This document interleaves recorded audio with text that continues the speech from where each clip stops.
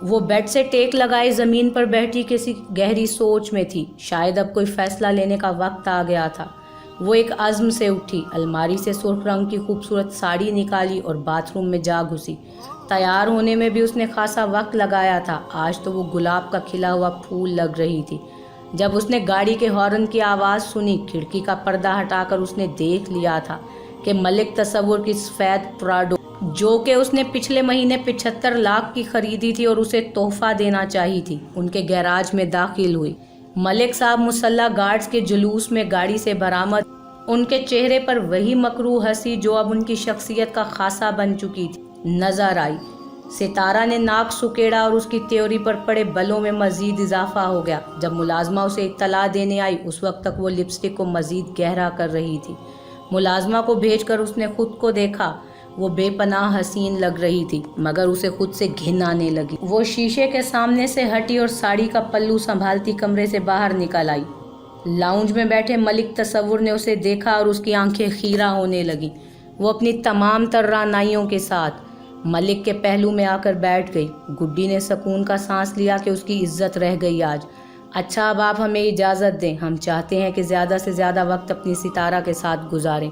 ملک نے ستارہ کو گھائل نظروں سے دیکھا تو وہ کلس کر ہی رہ گئی۔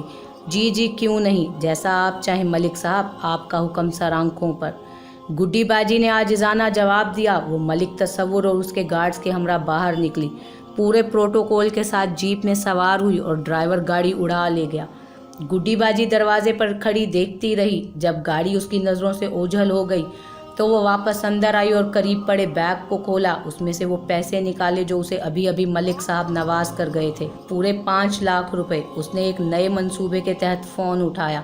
اب وہ خواجہ سرور کو فون ملا رہی تھی، ساتھ ساتھ وہ پیسوں کو ہاتھ میں پکڑتی ان کے لمس سے محظوظ ہو رہی تھی۔ ملک تصور کی صحبت میں گزرتا ایک ایک لمحہ اس کے بدن میں زہر گھولتا رہا۔ اس کی روح مزید زخمی ہوتی گئی، اس کے ناسوروں سے خون رستا رہا۔ اس سب کے باوجود وہ اسے برابر سوچتی رہی، اگر اس نے اپنی حقیقت شاہ جی کو بتا دی تو کیا وہ اسے قبول کر لیں گے؟ اور اگر وہ اپنی حقیقت نہیں بتاتی تو وہ ایک جھوٹ کی بنیاد پر یہ رشتہ کیسے استوار کر سکتی ہے؟ ایسے ہزاروں سوال اس کے دماغ پہ ہتھوڑوں کی طرح برسنے لگے۔ ستارہ کہاں گم ہو یار؟ جب سے آئی ہو بالکل چپ ہو۔ ملک نے اس کی خاموشی کو محسوس کیا۔ کیا ہو گیا ہماری لیلا کو؟ نہیں تو ایسی کوئی بات بھی نہیں ہے ملک صاحب، وہ بناوٹی ہنسی ہنسنے لگی۔ دیکھو میں زمانہ دیکھ چکا ہوں اور تمہیں تو میں اچھی طرح جانتا ہوں، اور تمہیں تو میں بہت اچھی طرح جانتا ہوں۔ بتاؤ، مجھے اٹھوا کے لے آؤں گا اسے یہاں اپنی لیلا کے پاس۔ ستارہ کا دل دھڑکا۔ کون؟ کس کی بات کر رہے ہیں آپ ملک صاحب؟ اس نے آنکھیں چرائی۔ ارے وہی جس میں ہماری مینا کا دل اٹکا ہوا ہے، ملک نے سگار پھونکتے ہوئے کہا لگایا۔ نہیں، ایسا نہیں ہے، آپ کو شاید غلط فہمی ہوئی ہے ملک صاحب، اس نے ٹالنے کی کوشش کی۔ غلط فہمیوں میں رہنے کی میری عمر گزر گئی ہے ستارہ، میں بغیر ثبوت کے بات نہیں کرتا اور بنا دلیل کے بحث کرنا میری عادت نہیں۔ میں نے 24 گھنٹوں کے 5 لاکھ ادا کیے ہیں اور میں اپنا پیسہ یوں ضائع ہوتے ہوئے نہیں دیکھ سکتا۔ میں زبردستی کا قائل نہیں ہوں، تبھی میں نے بہتر سمجھا کہ تم سے بات کر لوں۔ اب تم مجھے خود بتاؤ گی یا پھر بلواؤں تمہارے معشوق کو؟ ستارہ کے کانوں کی لوئیں سرخ ہو گئیں۔ دیکھیں ملک صاحب، اس میں شاہ جی کی کوئی غلطی نہیں، آپ پلیز اس میں انہیں انوالو نہ کریں۔ تو کیوں جاتی ہو تم وہاں؟ ملک صاحب تو گویا اس کی ایک ایک حرکت سے واقف۔ میں تو صرف وہاں شاہ جی کی زیارت کرنے جاتی ہوں۔ اس کی نگاہیں ادب سے جھک گئیں۔ ہاں، زیارت؟ ملک کا فلک شگاف کہکا برآمد ہوا۔ بس کرو ستارہ، تمہارے منہ سے ایسی باتیں اچھی نہیں لگتی۔ کیوں، کیا ہے میرے منہ کو؟ اس نے ڈرتے ڈرتے سوال کیا، یہ جانتے ہوئے بھی کہ جواب کیا ہے۔ تمہارے منہ کو تو کچھ نہیں، بہت خوبصورت ہے، ملک نے آنکھ دباتے ہوئے کہا۔ ستارہ کے اندر زہر پھیل گیا۔ چلو تمہیں سرپرائز دیتے ہیں ایک۔ اس نے اٹھ کر اپنا ہاتھ ستارہ کی طرف بڑھایا، جسے تھام کر ستارہ بھی اٹھ کھڑی ہوئی۔ کیا سرپرائز ہے ملک صاحب؟ ابھی پتہ چل جائے گا، آؤ میرے ساتھ۔ وہ اس کا ہاتھ تھامے باہر لے آیا اور ڈرائیور کو گاڑی نکالنے کا اشارہ کیا۔ ستارہ کا دل سوکھے پتے کی مانند لرزنے لگا۔ گاڑی شہر کی حدود سے نکل کر جانے پہچانے راستوں پر دوڑ رہی تھی۔ ستارہ کی نبضیں ڈوبنے لگیں۔ کیا ہوا میری مینا کو؟ اتنی گھبرا کیوں رہی ہو؟ تم تو ایسے ڈر رہی ہو جیسے اس راستے پر پہلے کبھی نہیں آئی۔ ملک صاحب تو آج نہ جانے کون کون سے بوم اس کے سر پر پھاڑ رہے تھے۔ اس کی کشادہ پیشانی پر پسینے کے قطرے اس کی بے بسی کا تماشا دیکھنے نمودار ہو گئے۔ गाड़ी मानूस गलियों से होती हुई एक स्याह दरवाजे के पास रुक गई थी। जाओ, जाके ज़ियारत करके आओ अपने शाह जी की। मलिक ने ज़हर खंदा अल्फाज में कहा, आप ये ठीक नहीं कर रहे मलिक साहब, प्लीज़ ऐसा ना करें। मैं शाह जी की यूं तहकीर नहीं कर सकती। वो रूहान सी हो गई। तहकीर कहाँ मेरी बुलबुल, मैं तो उसे आज इज्जत देने आया हूँ। चलो हम भी तुम्हारे साथ चलते हैं। मलिक साहब ने उसे उसके हाथ से पकड़ा और ज़बरदस्ती उसे गाड़ी से उतारा और जाकर दरवाजे पर दस्तक दी। सितारा ने एक नज़र अपने हुलिये पर डाली जो निहायत गैर मुनासिब था। दरवाज़ा खुल चुका था। हम शाह जी की ज़ियारत करने आए हैं। मलिक तसव्वुर ने एक भरपूर नज़र सितारा पे डाली और अंदर पैगाम भिजवाया। उसके 4 अदद मुसल्ला गार्ड्स भी उसके साथ थे। अंदर से जवाब आ गया था। उन्हें हाज़िरी की इजाज़त मिल गई थी। आगे पीछे वो सब अंदर दाखिल हुए। आज खिलाफे मामूल इतने लोग नहीं थे। बड़े कमरे में उन्हें मेहमान खाने में बिठा दिया गया। सितारा ने कमरे में आगे पीछे देखा कि शायद उसे कोई चादर वगैरह मिल जाए, वो शाहजी के सामने इस हुलिये में जाए। ये उसकी हया ने गवारा ना किया। कबीर शाह कमरे में दाखिल हुआ और बाआवाज़े बुलंद सलाम किया। एक नज़र सितारा पर डाली और फिर वापस पलट गया। अरे ये तो मुकाबले से पहले ही मैदान छोड़ गया। मलिक साहब ने फलक शगाफ कह कहा लगाया और उसके पालतू भी उसके साथ हंसने लगे। सितारा का दिल चाहा कि ज़मीन फटे और वो उसमें समा जाए, लेकिन खुदा आज़ाद भी अपनी ही मर्ज़ी से भेजता है। न ज़मीन फटी न आसमान गिरा। वो कमरे के बीचों बीच बेबसी और तमस्कर का निशान बनी खड़ी रही। आंसू उसकी आंखों से निकलकर उसकी कमीज़ के दामन में जज्ब होने लगे। चंद सानिये गुजरे और चश्मे फलक ने देखा कि कबीर शाह वापस पलटा और एक चादर लाकर सितारा के बरहना सर पर ओढ़ा दी। सितारा का तो अंग अंग सजदे तशक्कुर बजा लाने लगा। उसने फ़ौरन चादर को सर पर लपेटा और खुद को चादर में छुपा लिया, बिल्कुल वैसे ही जैसे वो पहले शाहजी की खिदमत में आया करती थी। जी फरमाइए, क्या खिदमत कर सकता हूँ मैं आपकी? शाहजी अब मलिक साहब से मुखातिब थे। आपने क्या खिदमत करनी है हमारी? जनाब, आप शायद मुझे जानते नहीं। मलिक ने गरूर से मूँछों को घुमाया। दरुस्त फरमाया, बंदा नाचीज़ आपसे कतन वाकिफ़ नहीं और ना ही ये जानता हूँ कि आपकी आमद का मकसद क्या है। अगर आप अपना मुद्दा जल्द बयान करें तो आपकी मेहरबानी होगी। दरअसल मुझे एक निकाह की तकरीब में शिरकत करनी है। कबीर शाह ने मुख्तसरन अपनी पोजीशन क्लियर की। इस औरत को जानते हो? मलिक ने सितारा की तरफ इशारा किया। नहीं। कबीर ने मुख्तसर जवाब दिया और सितारा को लगा कि वो पुल सिरात पे खड़ी है। मगर ये कैसे हो सकता है? मैंने इसे हज़ारा बार यहाँ आते हुए देखा है। फिर तुम क्यों नहीं जानते इसे? मलिक को ताव आ गया। देखिए भाई साहब, औरतें जो कि मेरी बहनों बेटियों की हैसियत से दर्द सुनने आती हैं, उनके लिए अलग पर्दे का इंतज़ाम किया जाता है। मैं चेहरे से नहीं जानता किसी को भी और ना ही मुझे ये ज़ेब देता है कि मैं आंखों की चोरी करूं। ये खातून अगर यहाँ आती रही हैं तो ये आपको ज़्यादा बेहतर बता सकती हैं। शादीशुदा हो? फिर सवाल हुआ। नहीं। निहायत इख्तसार से जवाब आया। क्यों नहीं की शादी? कबीर शाह को जलाल आ गया। देखिए, आप जो कोई भी हैं, मैं आपको ये हक़ कभी नहीं दूंगा कि आप मेरी ज़ातियात में दखल अंदाज़ी करें। ये मेरा ज़ाती मसला है और मैं अपने ज़ाती मसाइल यूं अजनबी लोगों के सामने डिस्कस नहीं करता। बेहतर होगा कि अब आप तशरीफ़ ले जाएं, मुझे भी देर हो रही है। अल्लाह हाफिज़। मलिक साहब अपनी तौहीन बर्दाश्त ना कर सके। इसे तो मैं बाद में देखूंगा, पहले तुझे देख लूं। हराम कमाता ज़रूर हूँ, मगर तुझ जैसी के लिए नहीं कि जो खाए मेरा और दिल कहीं और लगाए। मलिक ने सितारा का बाजू सख्ती से पकड़ा और उसे घसीट कर बाहर ले जाने लगे। सितारा ने पीछे मुड़कर कबीर को देखा। पता नहीं क्यों कबीर का दिल डोल सा गया। उसे लगा कि कुछ गलत होने वाला है। शाहजी, सितारा ने किसी उम्मीद पर शाहजी को पुकारा। पता नहीं क्यों शायद उसे भी ये लगा था कि वो उसे बचा लेगा। वो मलिक तसव्वुर के शिकंजे में फड़फड़ा रही थी, बिल्कुल ऐसे जैसे कोई नन्ही सी चिड़िया किसी उकाब की गिरफ्त में बेचैनी से अपनी आखिरी कोशिश करती है, आज़ाद होने की, बच निकलने की, मदद के लिए चीखती है, अपनी नाजुक चोंच से उकाब को ईज़ा पहुंचाने की कोशिश करती है।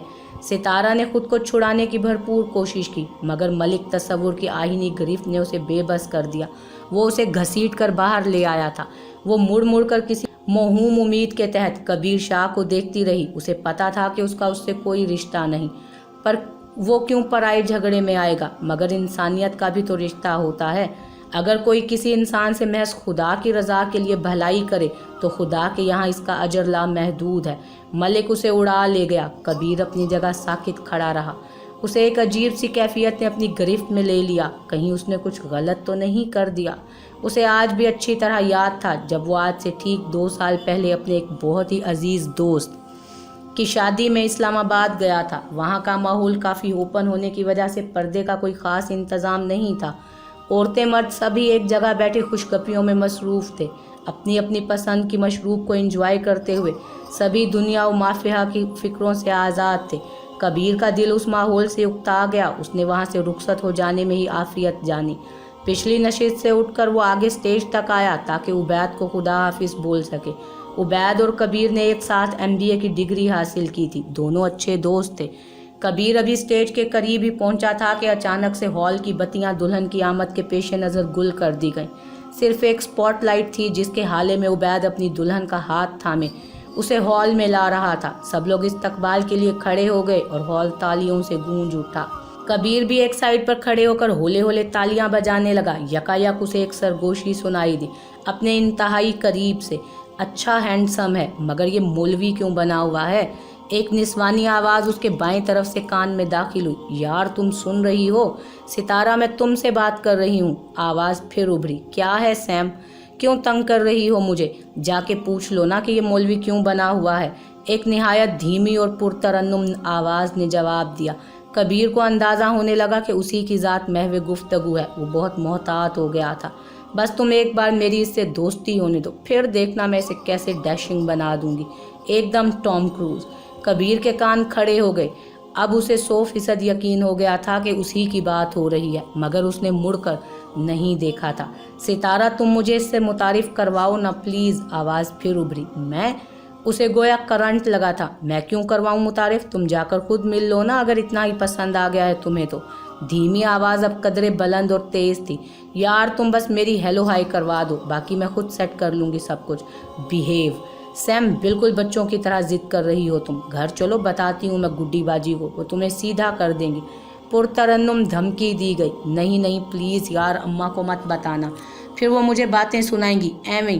میں تو صرف 2 منٹ بات کرنے کا ہی کہہ رہی ہوں، اس میں اماں کو بتانے والی کیا بات ہے؟ اس کی ریکویسٹ جاری تھی۔ کبیر کی چھٹی حص کہہ رہی تھی کہ ہو نہ ہو اب یہ لڑکیاں اسی کی طرف آئیں گی۔ اس نے اپنے ہاتھ میں پکڑا مشروب کا گلاس قریبی میز پر رکھا۔ کالر کا بٹن بند کرتے کرتے وہ وہاں سے کھسک گیا۔ بتیاں روشن ہو چکی تھیں، ہال مرکری روشنیوں سے چمک اٹھا تھا۔ وہ سٹیج کے نزدیک کھڑا رش کم ہونے کا انتظار کرتا رہا تاکہ دوست کے گلے لگا کر اس کو مبارکباد دے سکے، پھر واپس چلا جائے لاہور۔ ایکسکیوز می پلیز، اس کے عقب پر پھر وہی سر بکھر گیا تھا۔ وہ نہ پلٹا۔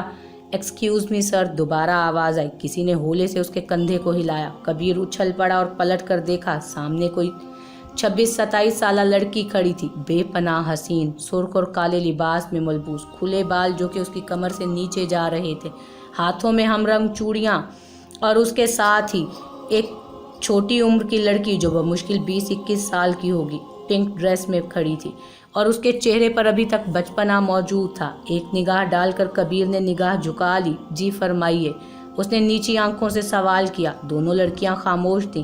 ستارہ نے غسیلی نظروں سے سیم کو دیکھا اور سیم سہم گئی۔ مردوں سے بات کرنے میں ستارہ کو کوئی جھجک نہیں ہوئی تھی کبھی، مگر آج اسے الفاظ نہیں مل رہے تھے کہ وہ کیسے بات کرے۔ مقابل کی نظریں جھکی ہوئی تھیں۔ ستارہ کو اندازہ ہوا کہ اس کا سامنا کسی شریف النفس انسان سے ہوا ہے۔ وہ سوری، ایکچولی وہ میں نے ہی ستارہ کو کہا تھا، سوری اگر آپ کو برا لگا ہے تو، سیم نے سہمی ہوئی آواز میں کہا۔ وہ ستاروں کی نظروں کا مفہوم سمجھ چکی تھی۔ پوچھ سکتا ہوں کہ کس سلسلے میں آپ نے مجھے مخاطب کرنے کی کوشش کی ہے؟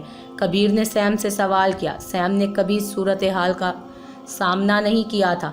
وہ تو جب بھی کسی سے بات کرتی اسے وارم ویلکم کیا جاتا، اور خود ستارہ بھی کہاں واقف تھی ایسے شریفوں سے۔ پتہ نہیں کتنے عرصے سے اس نے کوئی شریف دیکھا ہی نہیں تھا۔ کتنے افسوس کی بات ہے، یہ حالت ہے ہماری ماؤں بہنوں کی۔ میں کافی دیر سے آپ دونوں کی گفتگو سن رہا تھا اور مجھے نہایت افسوس ہے کہ مجھے مایوسی ہوئی آپ کی باتیں سن کر۔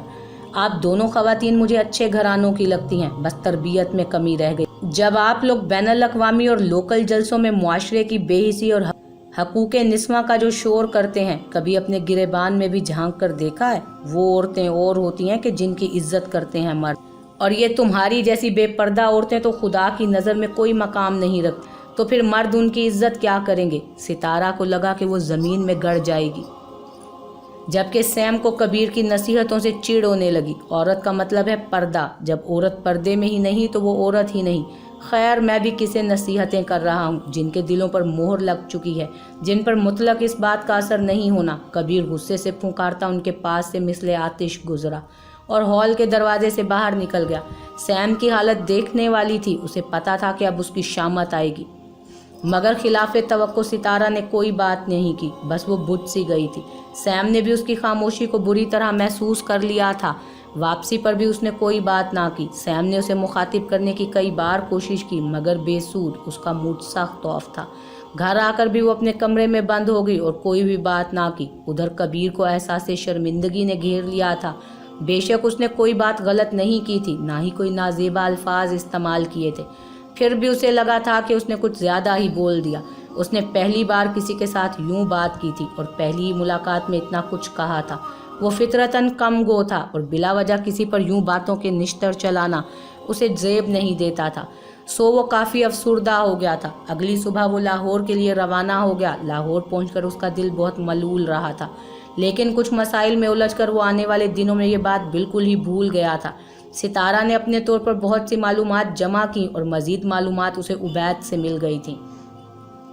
وہیں سے اسے پتہ چلا کہ کبیر شاہ کون ہے اور کہاں رہتا ہے۔ ستارہ نے لاہور آ کر مطلوبہ پتہ اپنے ڈرائیور کو دیا اور اسے وہاں چلنے کا کہا۔ ستارہ وہاں چلی تو گئی مگر باہر سے ہی پلٹ آئی تھی۔ اس کو کبیر کے الفاظ اچھی طرح یاد تھے۔ واپسی پر اس نے بازار پہنچ کر ایک کالی چادر خریدی اور اسے دکان میں ہی اوڑھ کر دیکھا۔ اسے اپنا وجود اچانک ہی بہت معتبر لگنے لگا تھا۔ اگلی صبح وہ شاپنگ کا بہانہ کر کے وہاں پھر پہنچ گئی۔ گیٹ کے سامنے گاڑی میں انتظار کرنے لگی کہ شاید اسے ایک جھلک دیکھنے کو مل جائے اس کی، مگر وہ باہر نہیں آیا تھا۔ ستارہ ایک بار پھر نامراد لوٹ آئی۔ گڈی باجی نے اسے پھر سے کسی کے ساتھ رخصت کر دیا تھا، وہ بھی پورے ہفتے کے لیے۔ اس نے احتجاج کیا مگر اس کی کسی نے نہ سنی۔ ملائیشیا کی رنگینیوں میں اپنے شب و روز کسی کی سنگت میں گزارتے ہوئے اس کا دل تو کہیں اور ہی پہنچ چکا تھا، اس کی گرد آلود گلیوں میں موجود تھا۔ وہ چاہ کر بھی اسے نہیں بھلا پا رہی تھی اور اس کے کان کسی اجنبی مانوس سیاحت کے منتظر رہتے تھے۔ پاکستان کی زمین میں اترتے ہی اس نے لمبی گہری سانس لی، اس کی خوشبو کو اپنے اندر اتارا اور پھر اس گلی میں موجود تھی، فقط ایک جھلک کی منتظر۔ اس کے گاؤں کی عورتیں اس کی کالی دہلیز کو پار کرتی رہیں اور وہ گاڑی میں بیٹھی خود کو ان گاؤں کی ان پڑھ عورتوں سے حقیر گردانتی ہوئی وہیں۔ اس کی تو اتنی بھی اوقات نہیں تھی کہ وہ اس دہلیز کو پار کر سکے۔ گاؤں کی عورتیں کتنی معتبر تھیں جن کو زیارت کا شرف مل رہا تھا۔ ایک بات خاص جو اس نے وہاں بیٹھے بیٹھے محسوس کی تھی وہ یہ کہ ہر عورت خود کو ڈھانپ کر اور انتہائی سادہ حلیے میں وہاں آتی۔ کچھ کے تو پاؤں کے چپل بھی ٹوٹے ہوئے ہوتے تھے۔ گاؤں کے بچے اس کی لمبی گاڑی کے گرد جمع ہو جاتے اور حسرت سے اس کی گاڑی کو دیکھتے۔ کبھی کسی نے گاڑی کو چھونے کی جسارت نہیں کی تھی۔